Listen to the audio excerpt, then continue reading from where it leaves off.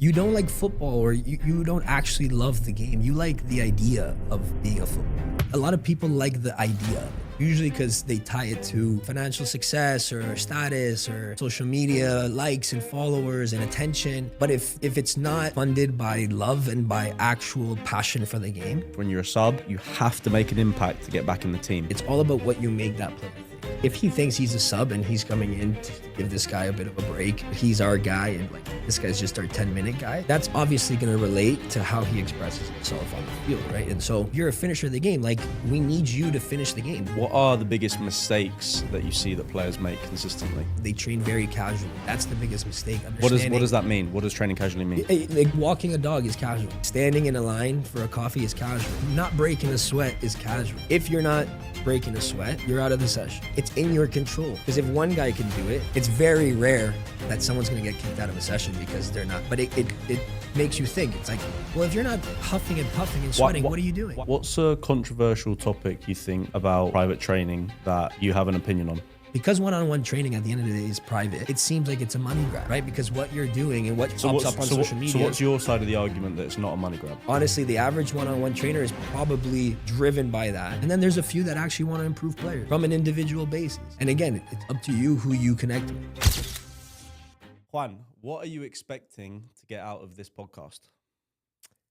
Just a good conversation. I like to express thoughts that are football relevant. I think it's an opportunity to bring awareness to a lot of players, families. I mean, obviously you work with a relevant landscape of people that I do, and I think that's mainly what I want to get out of it. What is your favorite thing about your job? People. I think it's working with people. I think it's bringing people up. I think it's finding potential in people that sometimes they don't even find for themselves. So I would say that becomes very almost addictive. Okay. So for someone listening to this that has no idea who you are, what you do, what would you say is kind of like your mission? Why do you exist? Why do you do what you do? I would say I think you learn as you go, and of course I started playing, and you have to be very self-aware, and we chatted about it before. I think I came to a point where I understood I wasn't good enough as a player. And it wasn't because of skill or desire. It was maybe guidance. It was not knowing certain things, being a little bit, let's say, naive or just lacking awareness and lacking that let's say bird's eye view. And now looking back, if I would have had a mentor or a coach or just somebody with experience to give me that sense of that second perspective, but not from a parent, right? Because a parent usually comes from love or from care, but an objective voice to guide. I think my career would have been completely different, right? And so I think that's been my mission. That's where I now find passion in being that for. I mean, we're working with hundreds of players, and it's always exciting to get a new player, right? It's always exciting to get, all right, let's see if we can make something happen with this player. So I think that's kind of my mission. So I'm a football player. What can you do for me? Like, I come to you, hey, I want to get better as a footballer. I want to develop my game. What can you do for me?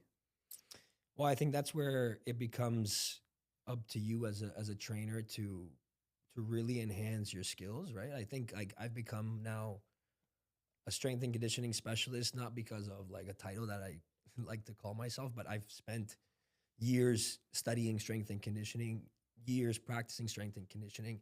And then if you look at it from a technical side, maybe there's not a degree that you can get to quantify your knowledge of technique. But at the end of the day, you show that, right? And you demonstrate your level of technique, your level of knowledge. So I think that's now where players come to me and say, like, I want to get better at this. And so I don't leave any gaps, right? I try to be strong in all aspects of the game. And that way, if you come to me and you say, hey, look, I want to get better at this. And if I truly feel like I can't, then I'll refer you to somebody else. So for a strength and conditioning coach, I feel like strength and conditioning is quite stereotyped. Like, everyone thinks, okay, strength and conditioning, all I need to do is go to the gym more, all I need to do is run more, and then I'll be Hmm. good. How would you say is your training different to a standard S&C training? I think it's just the focus is on movement, right? The focus isn't on uh, like a specific category or strength or speed, right? And I think a lot of the traditional SNC training is very data based, right? It's very numerical and it's very linear, if that makes sense. And so I think where and this is what I think players can give to the game. Like if you've played, you know that the game is not played that way. You know that the game is played in curves and in angles and in all sorts of shapes. And you know that you have to move in random positions. And so now that's where I've tried to see, okay, well, let's look at what's most common. Let's look at what actually happens in a game and how do you strengthen that, right? Because a lot of times, like you can work out in the gym, but is your work in the gym transferable to football, right? Is your work in the gym going to actually make you a better player?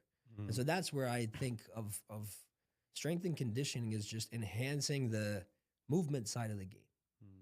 right? It's just making sure that you move better. It's interesting because there's a lot of players a lot of our players, and I feel like we have a pretty good handle on strength and conditioning, making them better and kind of informing them on what they need to do in regards to movement, more flexibility, being more powerful, being more agile. And I think I'm interested to talk to you, Juan, because there's a big stereotype in like I'm not that well versed in the Canadian soccer landscape, but I feel like I have a pretty good handle on the US soccer landscape. And there's a big emphasis on being strong, big, fast, which, I don't disagree with. Like, if you look at the college game now and the professional game, like everyone's big, strong, physical, fast. Like, Hmm. the number one thing that a lot of coaches ask for is athletic ability.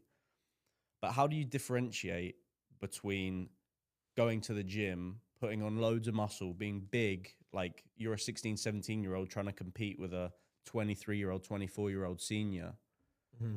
How do you compete with that, and how do you do that safely and not get injured?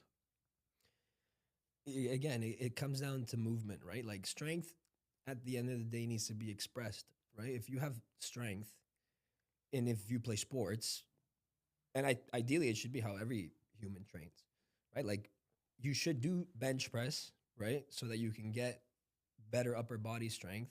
Why? So that in case you were to fall, you can catch yourself. You get where I'm going? It's done in a way to it has a purpose, right? So if a footballer now has strength, but they don't know how to express it, right? They don't know the technique in my example of a push up, right? Then obviously, like when I'm falling down or where I'm catching myself, there's still areas that are beyond strength, right?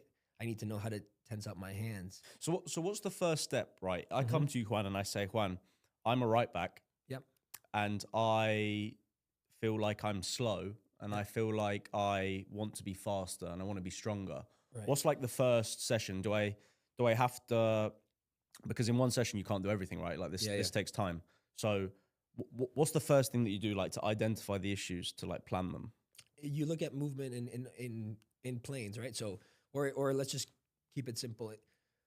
I'm gonna look at somebody moving forward, right? There's certain qualities that you should have, right? You should have good coordination to go opposite arm, opposite leg when you're moving forward. You should have engagement in your arms. You should have a good knee drive, right? Because all these things are positive qualities towards moving forward. Let's go backwards now.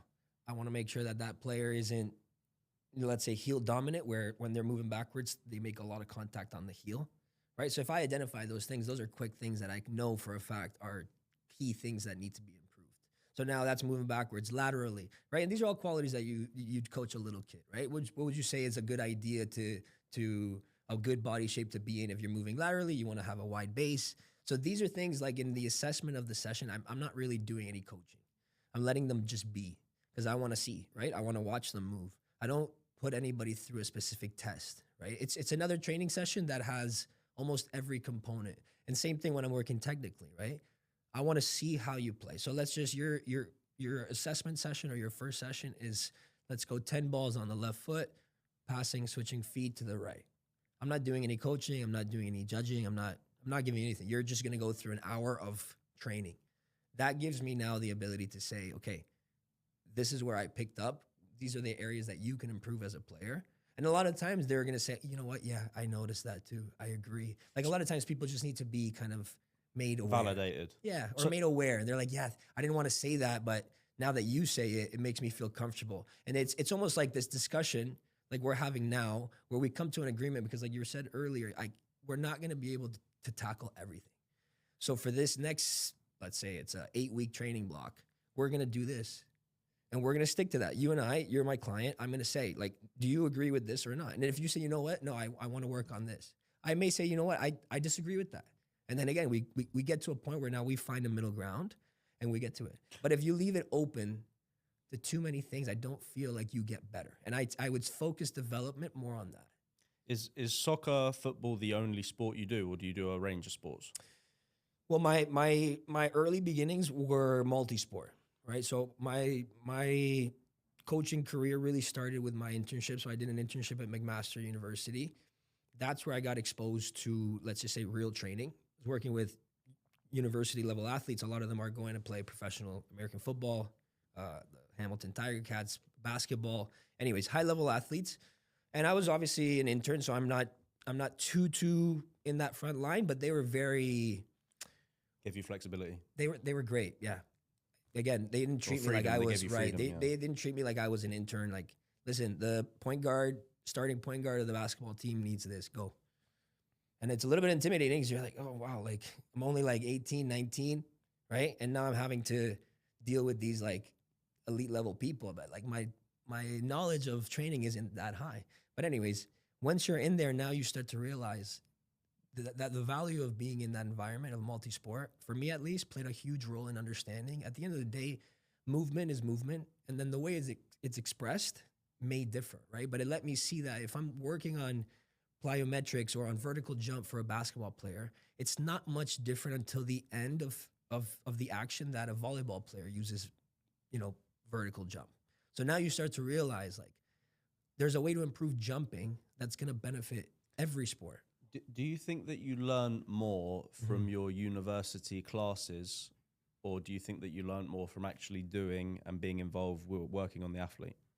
Yeah, I mean, that's always something I give to them. Like the guys that created that internship there at Mac, I always said it to them. I said, I feel like in 6 months I've gotten my 4 years worth here.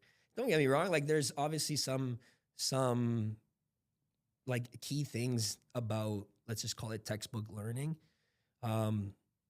But I think it's dragged on a little bit too long, right? I think it's for obvious reasons.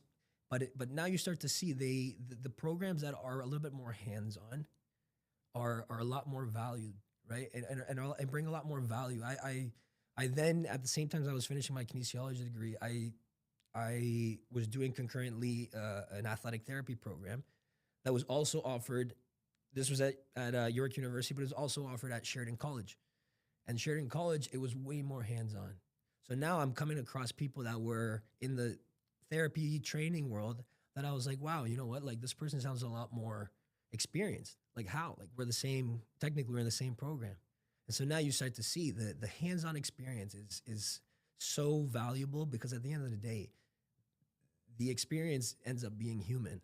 And if you're just good at the reading part and the memorization part, then it's all theory and you're never actually practicing. Do you think would you consider yourself a subject matter expert on S&C for football players? I think, you know what? I think the basis, I would consider myself an expert of the basics in terms of movement. I think like anything, I recently was with Canada Soccer with the U17 national team, U16s. And it was the first time in a while that I was out of my comfort zone again. I was managing data for... Why were you out of your comfort zone? Because I was managing data. And so now that's the S&C world where I think a lot of guys are comfortable with, right? S&C guys. There's a hybrid between, or I guess there's a split between, are you more data driven, right? Or are you more like, let's say, subjective? And I think that's where I want to now fill my gaps, right? I think there's a lot of value in understanding data and how to interpret data to improve your training. But I'm sure every player can argue, right? Like there is no data to see if you have technique to hit a pass or a technique to move. There's still a let's just say an objective and a subjective approach to The both coach's things. opinion, whether you have, Of course, right? You can see it. Some of the least fit guys are the most technical guys for obvious reasons, right? The almost like the person compensates himself. You see it. Best midfielders typically don't have the same physique as, you know, fullbacks or strikers or center backs. And so you start to see like there's just perspectives and there's different points of view. But at the same time, you start to find value in those things. I'm not saying it's no data, but there's a lot of things where now I just want to say, okay, let me see where the place data has and now how I can bring that into my coaching. So that's interesting because football, the more I've kind of been involved in football for longer in different roles and areas, the more I've realized that football is such a game of opinions. Like a coach doesn't like you, but the other coach thinks you're the best player. The other coach is like a low level and he needs someone to be direct, and the other coach is like a top level and he needs you to be really technical. And like football is a game of opinions, and just because one coach thinks you're a bad player, there's another coach that thinks you're a really good player for his formation, the style he plays. Yeah, that's true. In terms of like data and fitness, because you would have thought that for S&C, for fitness, for strength and conditioning, for recovery, everything is like, okay, it's not subjective, it's objective. But do coaches treat their players differently based on what like their values are as an S&C coach? I think it depends on maybe the age group that you're working with, right? I think it depends on certain things, right? I think like if you're trying to create a team value, right, then probably everybody should go in the ice bath. You couldn't have some guys, you know, do it, some guys not do it, right? So I think it depends on the age, but I do think that there's a certain personal approach to everything that you need to have. Does that make sense? Right? I don't know if I'm maybe answering the question head on, but what do you think about that? When you're designing your, or for example, why I was asking the question, because you went with the U16 Canadian youth national team. So how was your treatment of them different to the last coach? Like, is there a set of instructions that you have to follow, or is the perspective different based on the coach? Yeah, that's a good question. I think and that's the thing. There's a standard, right, where I think everybody has to follow a certain thing, and that's where I mean, these things happen like anything. They're camps, they're fast, and there's not much face-to-face time with other coaches. So you're learning how to work with different coaches in a short period of time, right? And so this is where I found that I think you're learning to manage the data, which is obviously like the expected thing. Load management is pretty standard, right? But then also you have the physical component part of it, where this is the session plan. This is what we're going to do today. How I prepare the players for that session is up to me, right? So I get a bit of freedom to do the preparation, right? Following, obviously, like common components of warming up, right? Where the point is to get the heart rate up, to get the muscles loose, to get the body prepared for the session. But I had full freedom to express myself and to do those things, which I really enjoyed. And I think that's my strength, being able to tie in technical work with physical work to make sure that those 15 minutes of warm up are a lot more relevant to what the session's going to entail. How should you warm up? That's a good question. I think it's just a matter of being ready, right? If I prepare a session, even if I'm working one-on-one or with a group, it's what are we doing and work backwards, right? We're going to do this. It's going to be intensive, right? Or extensive. It's mainly the main difference. It's going to be high intensity, smaller areas. Okay, take a step back. Okay, so that means it's lots of little sprints, right? Lots of changes of direction. Take that a step back. What needs to be done so that the body's ready for a lot of change of directions?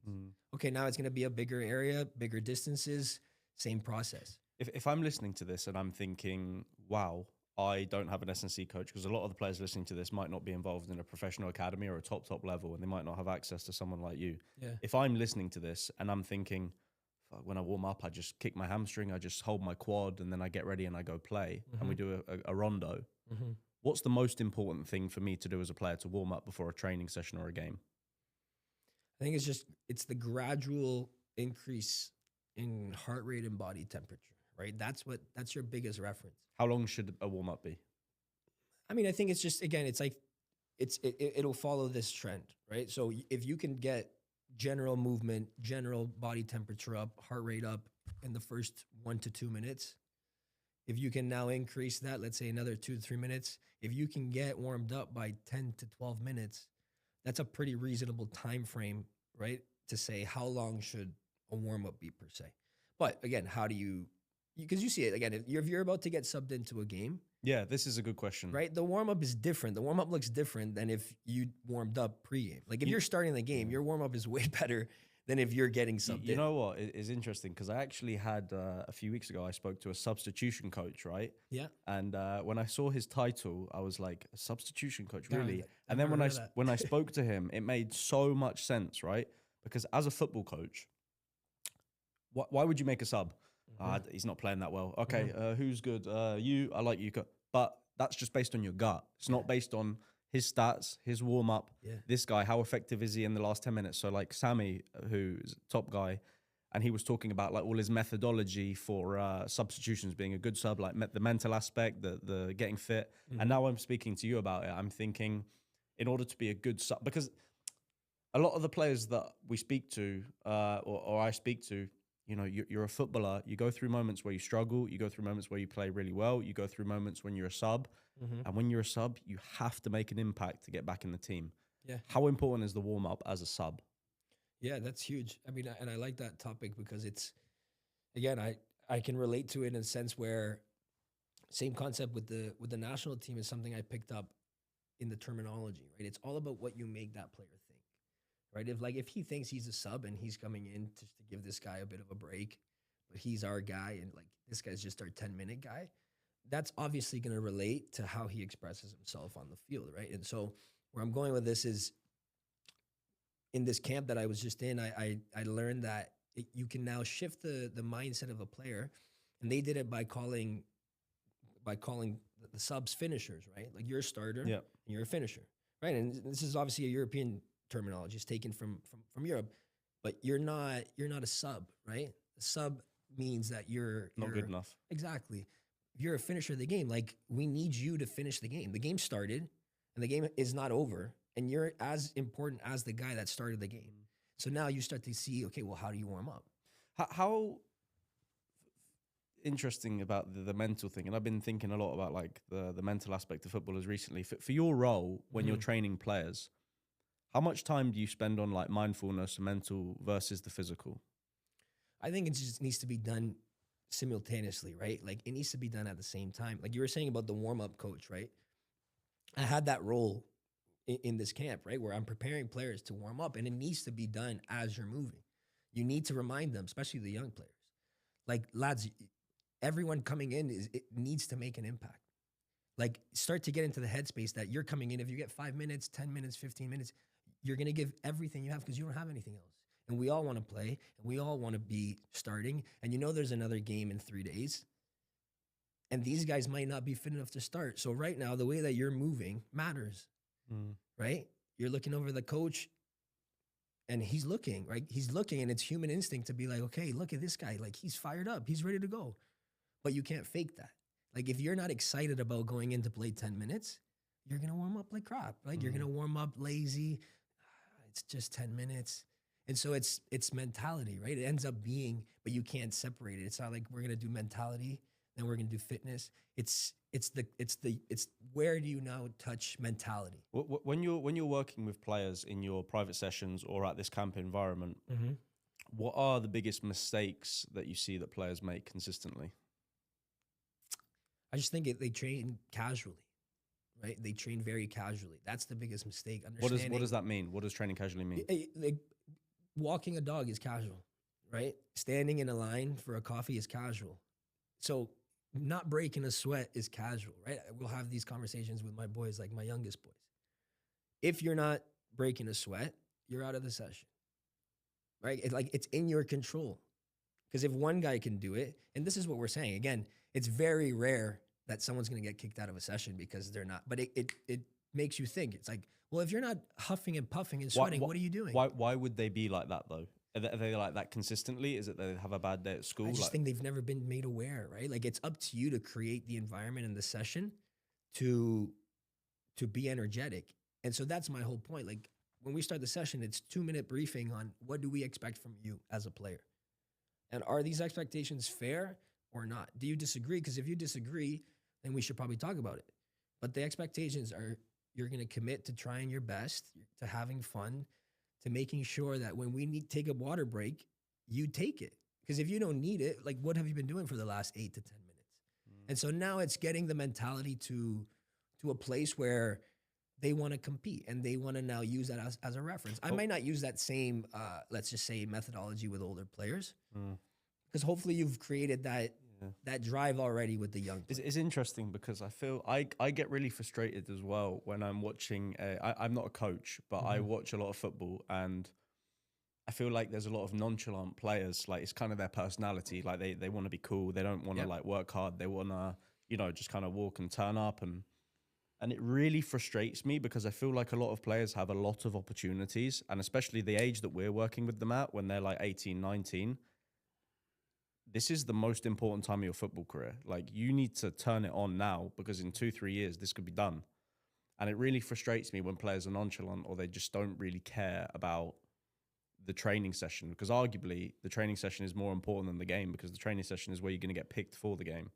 So why would a player be nonchalant? Do you think it's the background that do you think it's the parents? Do you think it's just them as a person? Like, I mean, again, like there's probably a different reason for every person. But I always tell players, especially as they get a little bit older, and I like to be very direct because I feel like that's what they've lacked. It's always been sugar coated, and you can get into the whole pay to play system, how that then creates a client based, and the customer's always right. Right, yeah, you run a business, I run a yeah, business. At the end of the day, right, I can't be as blunt as a professional academy because I'm investing in you, mm, right? You don't have a say because I'm investing in you. And if you don't like that, then go pay. But that's the reality, right? Like what we're giving you is trust. We're investing in you because we think that you're good enough. Now you create this environment where players are entitled. So now, right, they nonchalantly train, but then they get to the game and they still play. mm. So now Interesting. you reinforce that behavior. And so I tell a lot of parents, like, you don't like football, or not parents, sorry. I tell a lot of players, you don't like football, or you don't actually love the game. You like the idea of being a footballer. Like you like what that looks like. You don't actually like to train because if you do, like, if I have to drag that out of you, if I have to pull that out of you, to me, it's like trying to like force a high level musician to play the guitar. Like that's just what they do. You know what I mean? Yeah. For entertainment, for because they love it. So that's the whole point. It's like a lot of people like the idea of it. Usually because they tie it to whatever financial success or status or social media likes and followers and attention, which is understandable. But if it's not funded by love and by actual passion for the game, because at one point you weren't playing for money, you weren't playing for anything. You're just playing to entertain yourself and to have a hobby and to just express and be. Your parents probably put you for life habits or healthy habits, but you just decided to, you know what, I love this. And if that was never you, and I see so many players, it's so easy to identify. Like, yeah, you show up, and it's to the, let's just say, to the naked eye, it's hard to see, right? I heard one of your podcasts, like, what can you do to impress a scout? The way you show up, like the way that your hair is combed, the way that your shoes are not like covered in mud. When I see that, I think that's unbelievable. Like they'll come to my facility and chunks of mud everywhere. But again, they're habits, right? In Europe, we're like, oh, wow, look, there's a little brush for the shoes. But it's because in Europe, you put that outside of a change room so that you're not going in there and being disrespectful to the facility manager and leaving it a mess. And so you start to see all these little details are what make a player. And now, why is a player nonchalant? Because his whole life is nonchalant. So why should they train any different?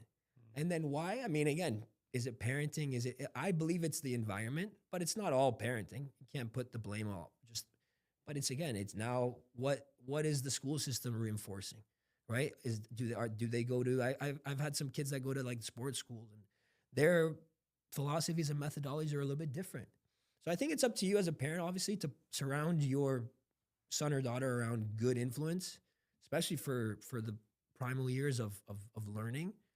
Because once they have habits, I mean, again, we're all a product of our habits. Mm. And I don't know how much or how much you can improve your habits past a certain age. So for the players that you're working with, what are the common characteristics of the most successful ones?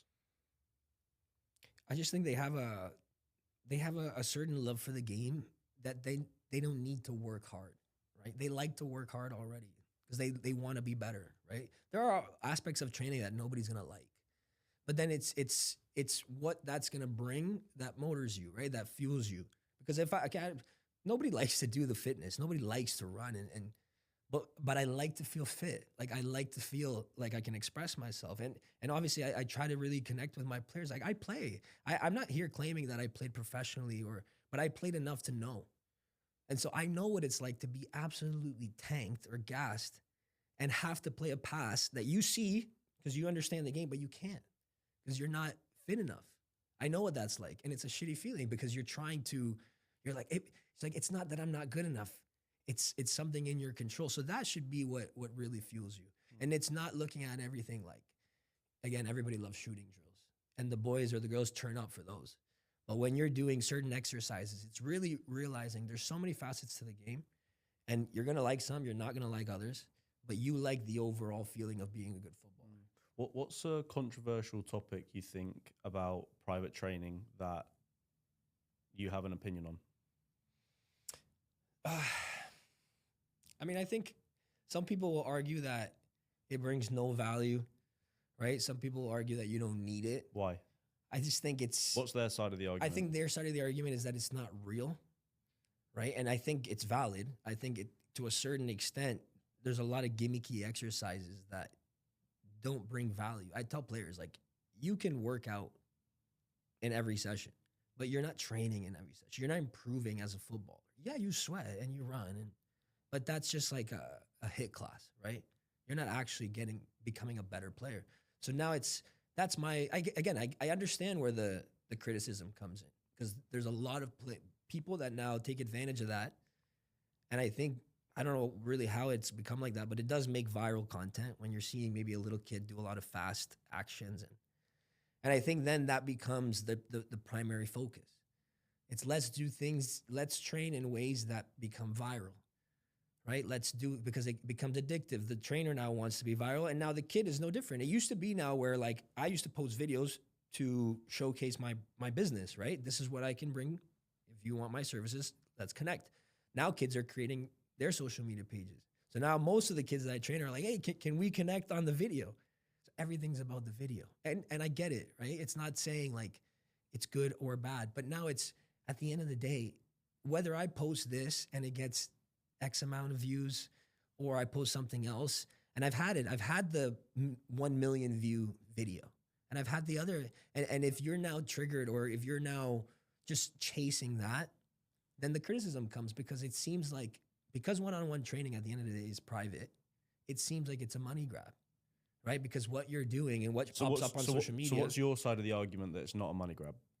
Well, I'm sure you can see it, that there are the average, honestly, the average one-on-one trainer is probably driven by that. And then there's a few that actually want to improve players from an individual basis. And again, it's up to you who you connect with. A lot of the times parents will just look at who's got the most followers on their page. It's not really relevant. I think it's interesting because, I mean, personally, when we started Select Generation, even still to now, there's a lot of like negative criticism about kind of agencies and pay to play and money grabs and all of this stuff. And I think that's why I asked you the question at the start, was like, what's your mission? What's your goal? Yeah. And I'm very conscious now, as we move forward, to partner and to work with people that have a good mission and a good set of values and a good background, because there's players that have played in the Premier League, there's players that have played in the CPL, there's players that have played in the MLS who are more driven by money than the guy that worked at Walmart, who worked at Chick-fil-A, who worked at Chipotle, that wanted to actually give opportunities to players. You know what I mean? So that's why I ask you about your mission, because I think you can quite clearly tell from your energy, the way you speak and your background, like what you're trying to do. Yeah. And in terms of the private training, I think my argument would be, because a lot of players ask me, like, what do you think about private training? And I think it really depends on the coach, same as anything. I think joining any team, should I join this club? Should I join this team? Like, how is that team, that club, that trainer going to benefit you as a footballer? Like, are they going to put you in situations and make connections that you wouldn't get from another club? Is that trainer going to put you in game situations that you wouldn't have in your club practice? Like, what is that session? And I've spoken to a lot of private trainers recently. Brando from Y4Y, he does an amazing job with like his organization and his camps and his sessions and stuff. Miguel, who's in Miami, who has a massive following, and I always speak to him about like his mission and stuff. He could very easily hire probably 10 coaches to just go and do the sessions themselves, and he just kind of sits back, organizes the logistics, takes the payments. Brando the same. He could have all these coaches doing it, but they love it. They want to be the coach. So when I ask you like your mission and your why, what's your argument for this is not a money grab? I mean, again, like at the end of the day, because we are independent, there needs to be what would make a trainer, what would make a bad trainer? Let's say that I am a parent and I'm like trying to think of my kid, right? I want my kid to go to this private trainer. Yeah. What should I look for in a private trainer that would be a green flag, and what would be a red flag? Yeah. I mean, I think you need to understand that you're investing, right? The reality is, and this is what I tell most players, I do work with a lot of the Toronto FC Academy players, which goes along with what I'm trying to say. Like even those guys who are not paying to play, right? They are on a team. The professional club is investing in them. They still need more. They're still going for more. They still feel that because they're getting the taste of the real level. They're playing against other MLS academies. They're still feeling that, right? And so now that's what are you looking for? Like what you were saying, you need to really be self-aware. Like, what does this guy bring to my kid? Because at the end of the day, I'm saying that referring to parents is they're the ones that are funding, right? Especially from the ages like 16 and under.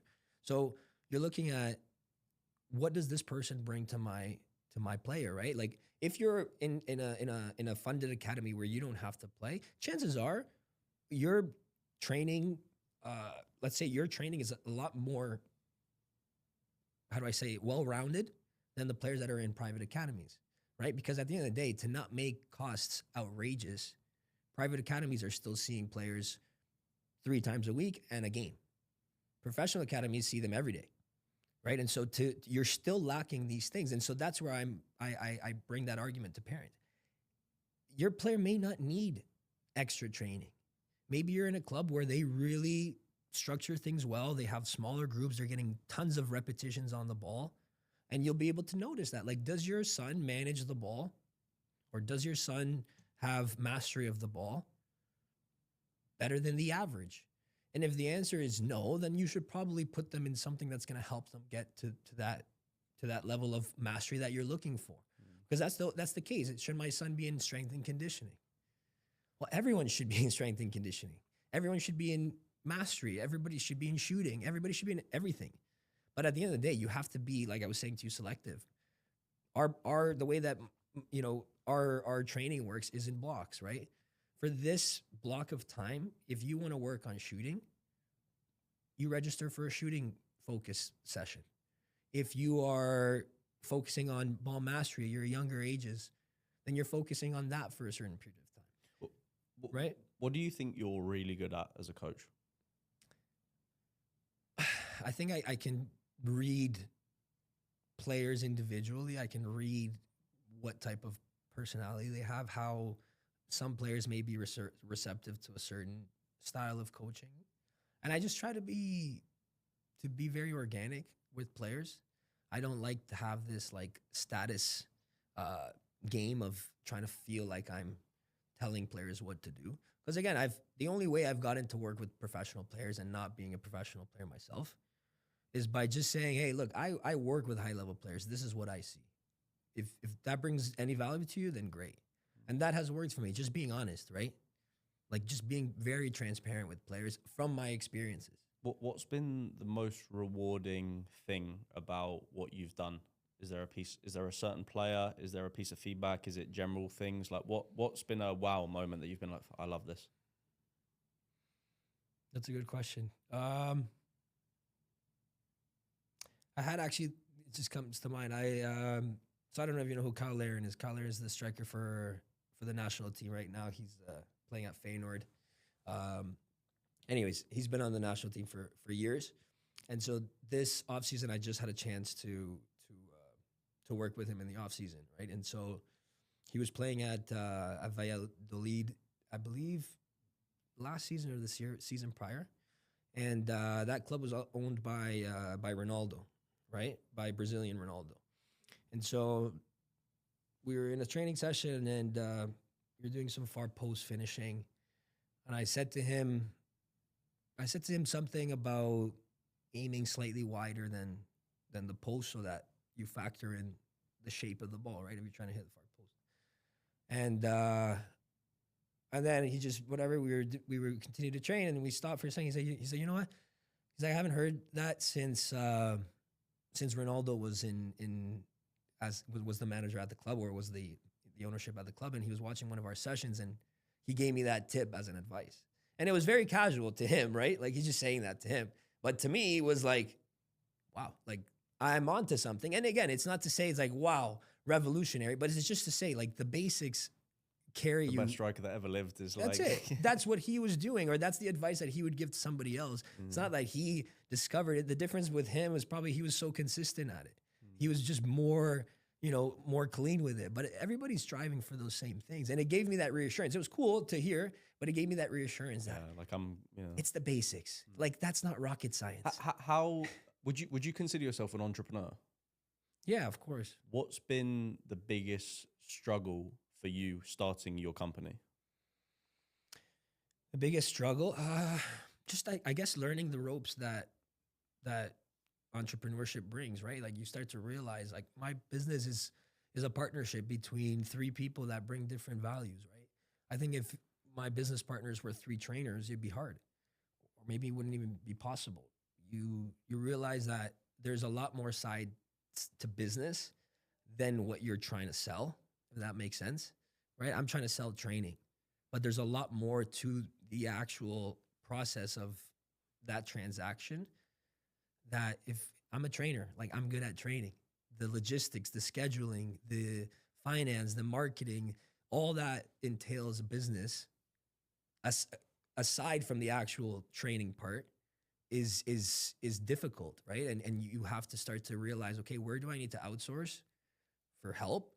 And where do I need to just sit down and learn, right? Sit down and learn how to edit videos, learn how to, create long form, short form content, how to schedule. Like I was never very Excel driven, right? I was a lot more, let's just say a visual learner in that sense of things. And so I wasn't too computer savvy, and realizing that, in my partnership, like I have partners that are good at the logistics side of things, that are good at managerial side of things. What And that's honestly, sorry to interrupt you, but that's where like that to me is the biggest lesson that I would give to any entrepreneur is to partner, and not just partner with your best friend, but to partner with people that bring different values to that business. what has love it? What has football taught you? Your life experience growing up playing football, going to university, working with footballers, starting a business.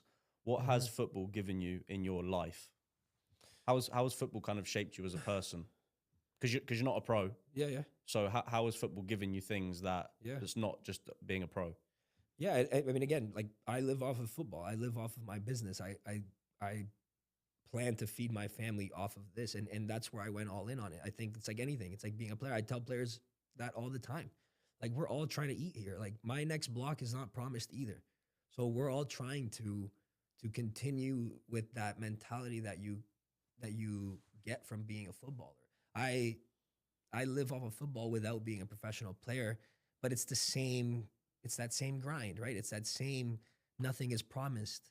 If you're an entrepreneur, right? Like, yeah, you create time in the market and now it's less likely. You're like, oh, well, you've had the gym for 10 years or you've had a business for 20 years, whatever. But at the end of the day, if you're an entrepreneur, you know that feeling of, all right, well, if I don't do X, then the outcome of that is not going to be consistent. And so you start to realize like there's a lot more to to business than meets the eye.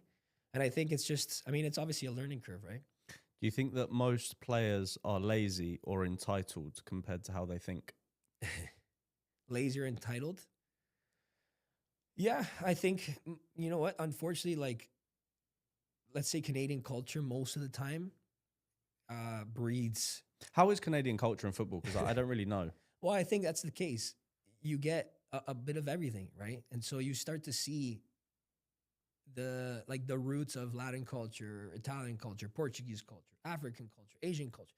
Again, Canada is a melting pot, right? And so if you've made it to Canada though, most of the time the immigrants had that resilience. They had that Drive. grit, right? Yeah. The kids of those people, right, are usually now the young people or teens of right now didn't grow up with that same, right, with that same life situation. So now you start to look, they grew up very comfortable. They grew up. So I see it all the time. It's the parents that have a lot of, drive, and they have a lot of that, nothing's promised. Come on. Like, if only you knew what real work is, like you could be a pro footballer.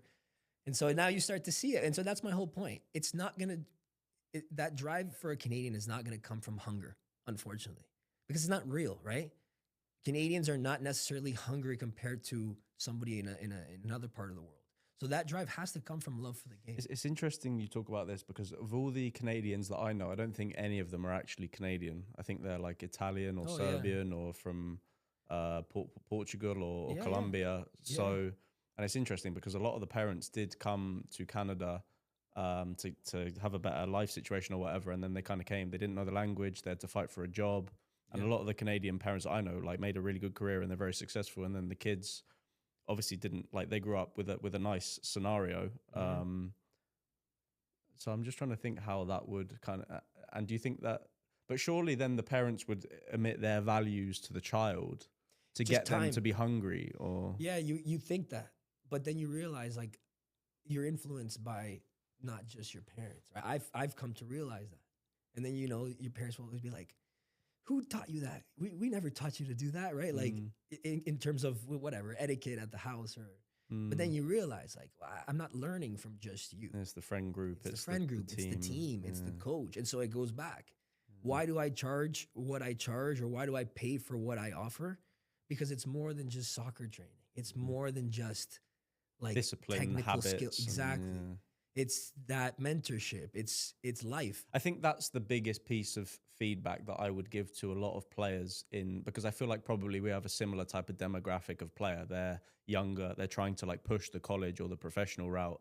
And I think the biggest thing that I spoke to Brando about this a lot is like, you can't measure success on a pro contract or a Division 1 scholarship. Success, especially in the football world, has to be like on the human side, has to be like developing as a person, understanding your roles and responsibilities. Like football for me has given me so many things. I think the main thing it's given me is like being part of a team, understanding how to have a role in a system, listening to a coach, taking feedback, understanding criticism, learning about what you're not very good at that you can improve on, learning what you're good at, delegating. I think that these are all things that being part of a football team has given me, taking risks, going to a new country, playing for different coaches and understanding how to take feedback. So I think I completely agree in terms of like, you should like the goal should be to be a pro or to go Division 1. Love that. If you don't have a goal as that, like you're not going to have something to fuel you. However, you also need to understand the other side of it, which is like the personal, the human side. So when you're giving your sessions, is that just like, do you have a focus on that? Or that's just from being on time, just turning up with the right shoes on? Yeah, I mean, it starts from there, right? Like I think it starts from that. It starts from everything. I tell a lot of players, you don't have a technical issue. You don't have a physical issue. You don't have like, or let's call it like I need to get faster. I need to get more my left foot. Yeah, of course, right? That's general. But you have a hard time like looking at me in the eyes when we talk. You have a hard time responding to me in a tone of voice that I can even hear you. So there's just so much more to being a pro footballer that if you've ever been in a high level environment, those are things that are going to be promoted. So and again, it goes to just life, right? Like I have a lot of parents that they're like, you know what? I'm not a soccer guy. I'm a hockey guy and I do finance. So I don't know what to advise my kid. I tell them like, well, at your job, you have a boss, you have a department, you're responsible for these things, and you get paid because they trust you. So whatever you do in your job is it's literally the same in a football game. You have a position, you have a role. The job is to win your manager a game. And how can I trust you to help me win the game? Just like how your boss trusts you to do whatever Yeah, you it's the do same for that thing. company. Yeah. And you do that every day. You show up, and sometimes it's fun, but most of the time you start to realize you are trying to build a skill set that is trustworthy. Whether you're good at Excel and now you get to go to a company and do whatever you do for them, or you're a left back doing whatever you do for that team, it's the same thing. And so again, you may not be able to give your son or daughter direct technical tips, but 99% of the time, it doesn't even end up being that. It ends up being, like you're saying, not being able to be part of a team, poor listening skills, poor eye contact, poor communication skills. Your physical presence is. There's so many more things to being a football player that are more human side than the training side of things. And so that's where I tell players, our sessions are a complete like human experience. Because if I have an opportunity, right, it's not gimmicky. If I have an opportunity to make a point, I will. Like if you trip over your shoelaces, Because they're not done. right, I'm not going to waste that opportunity because to me, that's valuable. Yeah. And so that's the thing where, again, with time, maybe with experience, you start to realize that all of a sudden, the kid I called out because of the shoelaces, that moment sometimes sparks something. And like now he's in the back of the line. Now he's tying his own shoes. Now he's aware, oh, shoot, my shoelaces are undone. Right now, all of a sudden, his sense of awareness kind of got better. And so you start to realize like those little moments happen all the time. It's up to you as a coach to notice them, highlight them, correct them, because not all learning is correction, right? Or there are certain things that happen in a session where everybody feeds off of that. Totally agree. I You know? totally agree. I think it's really important. Good. Okay. Well, Juan, just to end, I've got a quick fire round. Let's do it. So, first question is your favorite player to study. Right now, I would say I was watching a lot of clips from Pedri. I was working with a midfielder, and now I'm hooked on his clips Pedri. right now. But I'm always like that. I like to watch players that if I'm gonna work with a fullback or a center mid, and I'm working with them, consistently. I like to now start to see, this player reminds me of so and so. How does that player play? Go to boot brand. Ooh, I'm wearing Premier Nikes right now, so I'm gonna say Nike. One exercise every footballer should be doing. Wall work. If you could train any player in the world, who would it be? James Rodriguez. I'm Colombian. I have to go with that. And the last one sentence of advice for every young footballer listening. I'd say just be self-aware and,